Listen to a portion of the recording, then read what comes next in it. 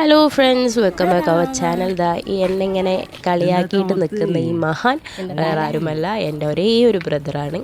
അപ്പോൾ ഞങ്ങൾ ഇന്നിവിടെ കൂടിയിരിക്കുന്നത് ഒരു എൻഗേജ്മെൻറ്റിന് വേണ്ടിയിട്ടാണ്. എൻ്റെ കസിൻ സിസ്റ്ററിൻ്റെ എൻഗേജ്മെൻറ്റാണ്.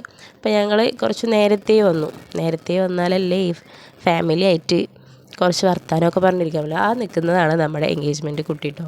അപ്പോൾ ഞങ്ങൾ വരുമ്പോഴേക്കൊക്കെ അവളൊക്കെ റെഡിയായി സുന്ദരി കുട്ടിയായിട്ടുണ്ട്. അപ്പോൾ താത്തിയും എൻ്റെ 2 താത്തമാരാണ് ഇവർ. അപ്പോൾ ഇവരോട് പോസ് ചെയ്യാൻ പറഞ്ഞപ്പോൾ ഫോട്ടോയ്ക്ക് പോസ് ചെയ്യുന്ന പോലെ പോസ് ചെയ്താണ് ഫ്രണ്ട്സ്.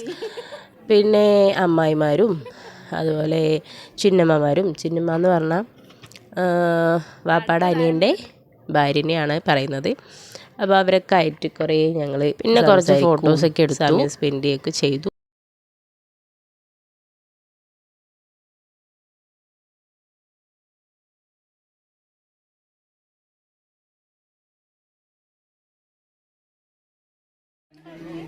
ഇത് അവളുടെ ഒരേ ഒരു സിസ്റ്ററാണ്. ഇനി ഒരു ബ്രദറും കൂടെ ഉണ്ട്. ആൾ വില്ലനാണ് ഗൈസ്. ഈ കാണുന്ന പോലെ നല്ല.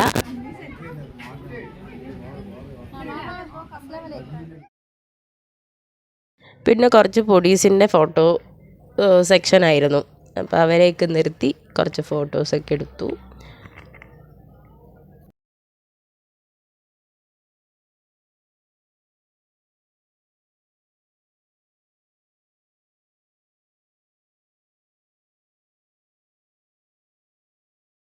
ഈ പോസ് ചെയ്ത് നിൽക്കുന്ന വേറെ ആരുമല്ല, എൻ്റെ താത്താടെ ഒരേ ഒരു മോളാണ്. പിന്നെ എൻ്റെ ബ്രദർ എന്നെ കണ്ണൂരിൽ പേടിപ്പിക്കുന്നുണ്ടായിരുന്നു ഗൈസ്. അപ്പോഴേക്കും നമ്മുടെ ചെക്കനും കൂട്ടരൊക്കെ എത്തിയിട്ടുണ്ട്. അപ്പോൾ അവർക്ക് വെൽക്കം ഡ്രിങ്കൊക്കെ കൊടുത്ത് അകത്തേക്ക് ക്ഷണിക്കുകയാണ്.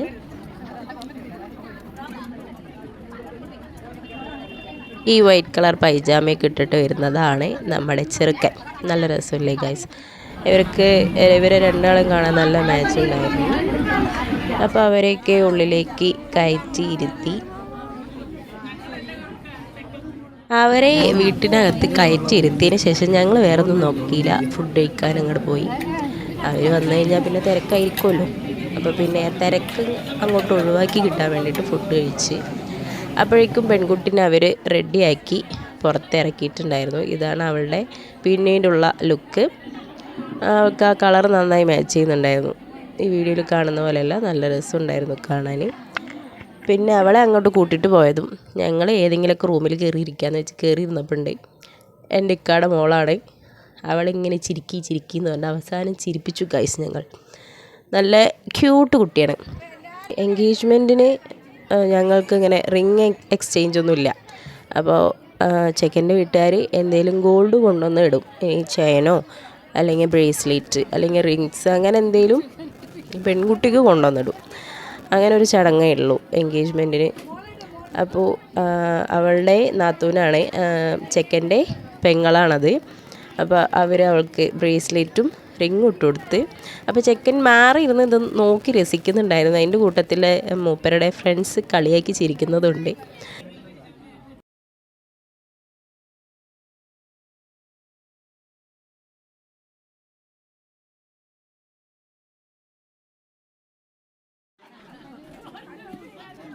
കഴിഞ്ഞാൽ പിന്നെ ചെറുക്കൻ്റെ ഊഴമാണ്. അപ്പോൾ ഒരു ചോക്ലേറ്റിൻ്റെ ബോക്കറ്റും ചോക്ലേറ്റിൻ്റെ ഹാമ്പറൊക്കെ ആയിട്ട് മൂപ്പര് വന്ന്. ഇക്കാക്ക് എൻഗേജ്മെൻറ്റിന് വരാൻ പറ്റിയില്ല, മൂപ്പർക്ക് വേറെ ഒരു മീറ്റിംഗ് ഉണ്ടായിരുന്നു. സോ വീഡിയോസിലൊന്നും ഒക്കെ ഉണ്ടാവില്ല. ചെറുക്കൻ എന്താ ജോബ് എന്ന് പറഞ്ഞില്ലല്ലോ, മൂപ്പരൊരു മിലിറ്ററി മാനാണ്. ഇത് സിസ്റ്ററിൻ്റെ ഹസ്ബൻഡാണ് കേട്ടോ, അവരുടെ മോളുമാണ്. അതിനുശേഷം അവർ കുറച്ച് സംസാരിക്കുകയൊക്കെ ചെയ്ത് പിന്നെ അവരെ യാത്രയാക്കിയ ശേഷം അവളെ ഞങ്ങൾ വട്ടം ചുറ്റിയിട്ട് കളിയാക്കുന്ന രംഗമാണ് ഈ കാണുന്നത്.